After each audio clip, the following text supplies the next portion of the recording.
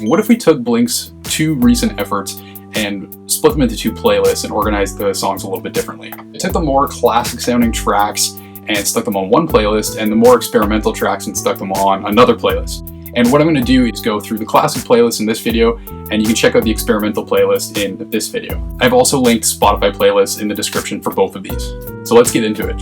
So I imagine this playlist is like the album Blink would have released after Take Off Your Pants and Jacket, if they never released the self-titled album. I feel like that was the point in the band's discography where they really committed to evolving their sound. So if that album didn't come out, I feel like something like this would have.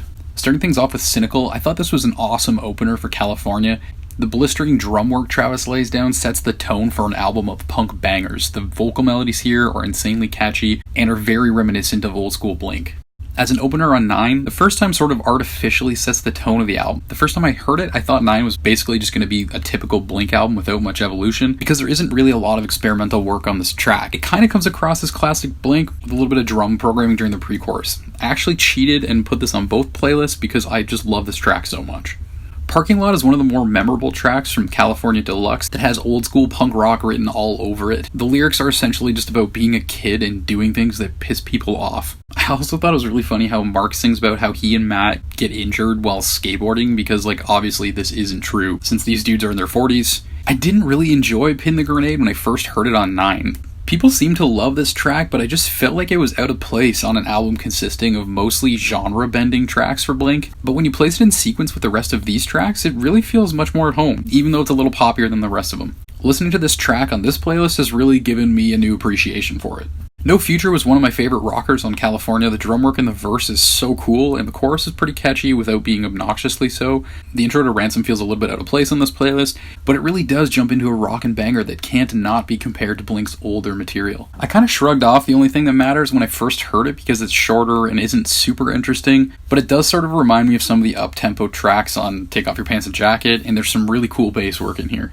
Wildfire was another highlight for me from the deluxe edition of California. There's some great instrumentation in this track, and I love the dual vocals and the tempo changes in the second verse. The chorus is so tight on this one, and I always have it stuck in my head. The structure of this song is also really unique for Blink. They had this pre-chorus, chorus, interlude thing going on, and then there's this alternate chorus and instrumental bridge that I really liked. Blink rarely strays away from their typical formula, so this was welcomed on this track. Happy Days is a change of tempo in this playlist, but it does have some classic Blink elements that can't be ignored. There were a lot of Stay Together for the Kids comparisons made here when this track was released as a single. The guitar picking and powerful chorus is the staple in quite a few of Blink's classic tunes.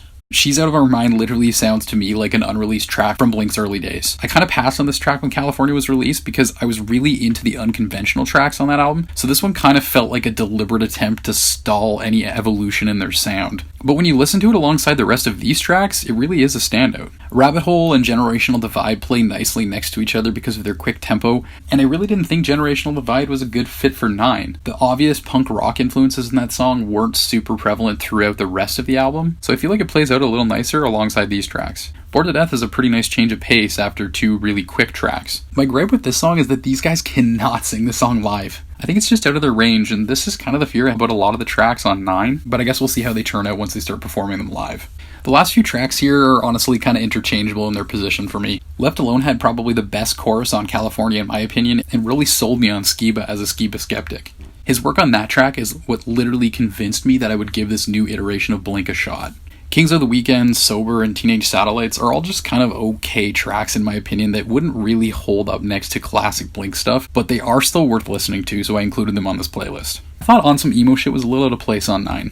It wasn't classic Blink, but it also wasn't really interesting enough to stand up next to my favorite tracks on that album. I thought it would be a good closer on this playlist, as it's a little bit of a lower energy track, and honestly I thought if I placed it anywhere else it would just kind of sag the momentum of the playlist overall. I was starting to think about how the way I listen to albums has changed. I think I place less value on a solid album, and I'm more just looking for a collection of really good songs that I can kind of throw into a playlist and just make for like a solid listening experience. It's hard to make a solid album that pleases everyone nowadays. I think as a result we get albums that are kind of inconsistent in tone, and 9 kind of felt like that at times. There's a lot of experimentation, but there were a lot of songs that just I felt didn't really work alongside the rest of the tracks. And this kind of led to the impression that some of these songs weren't really all that good, but in reality it could have just been their placement on the album. When I look back at California and the deluxe edition in particular, there were some hints at Blink experimenting, But I think with Skiba joining, they wanted to play it somewhat safe, and so as a result, most of the tracks on California have this kind of classic